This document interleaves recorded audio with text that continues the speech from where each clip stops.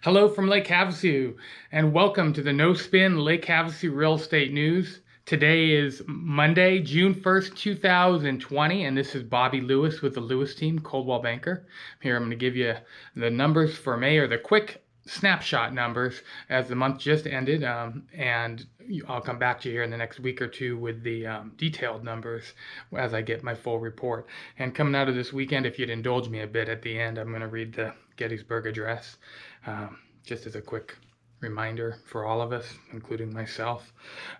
Great news out of Havasu, though, on the real estate front for the moment. We closed over 120 homes in May.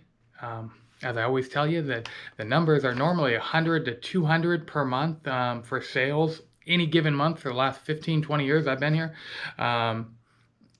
And normally in that, I'd say 130 to 180 is real typical. Sometimes we'll get down right around 100, and sometimes we'll get right around 200.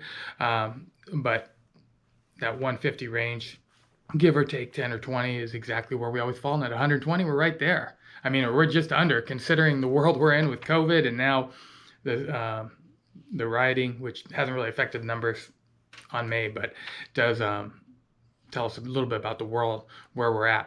On the pending front, we are slamming crazy, as I've reported on my last couple of videos, 50 to 70 pendings a week.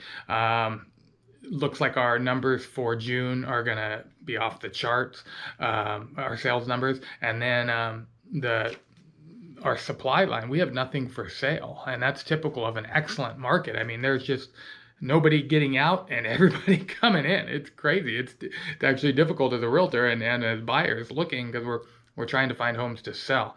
But that gives you a good update on the market. It's going pretty good, and it's optimistic being in Havasu as far as that goes. The whole world's going a little nuts, but we don't really have any violence here. We haven't had a major issue with COVID, and our real estate market continues to really go well. So not a bad thing. But now, if you'll indulge me, in my 8th grade, first time I got to go to the Lincoln Memorial. That's a shot from the Lincoln Memorial, if you can see it, and that's the Gettysburg Address. Picture that I took actually with a camera. It's sitting right up on these shelves here somewhere that I still have to this day, 35 millimeter Minolta. And have a couple copies of the Constitution and the Declaration of Independence behind me. So this stuff does have a meaning to me. I'll give you the reading.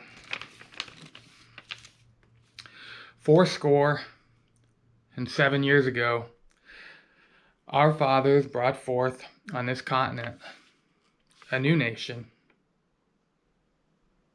conceived in liberty and dedicated to the proposition that all men are created equal. Now, we are engaged in a great civil war, testing whether that nation or any nation so conceived and so dedicated can long endure. We are met on a great battlefield of that war. We have come to dedicate a portion of that field as a final resting place for those who here gave their lives that this nation might live. It is altogether fitting and proper that we should do this. But in a larger sense, we cannot dedicate, we cannot consecrate, we cannot hallow this ground.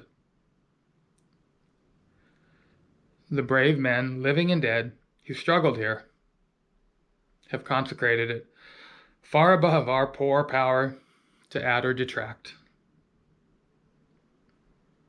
The world will little note nor long remember what we say here, but it can never forget what they did here. It is for us, the living, rather to be dedicated here to the unfinished work which they who fought here have thus far so nobly advanced. It is rather for us to be here dedicated to the great task remaining before us, that from these honored dead we take increased devotion to that cause, for which they gave the last full measure of devotion.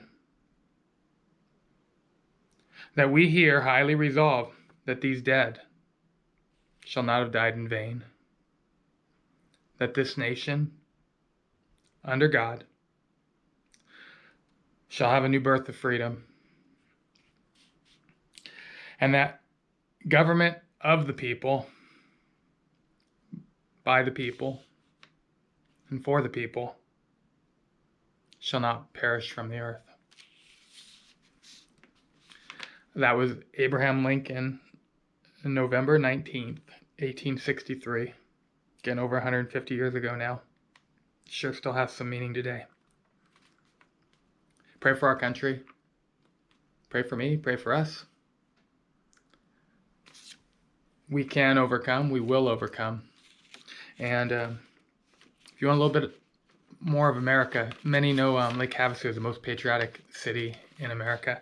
I know there's many Lake Havasu cities, so it's a little egotistic to say that, but there's an American flag on every other house in this town, and we sure love this country here, and it's a beautiful place to live. Hope you have a great day, and we'll check in soon with the numbers. Have a great day.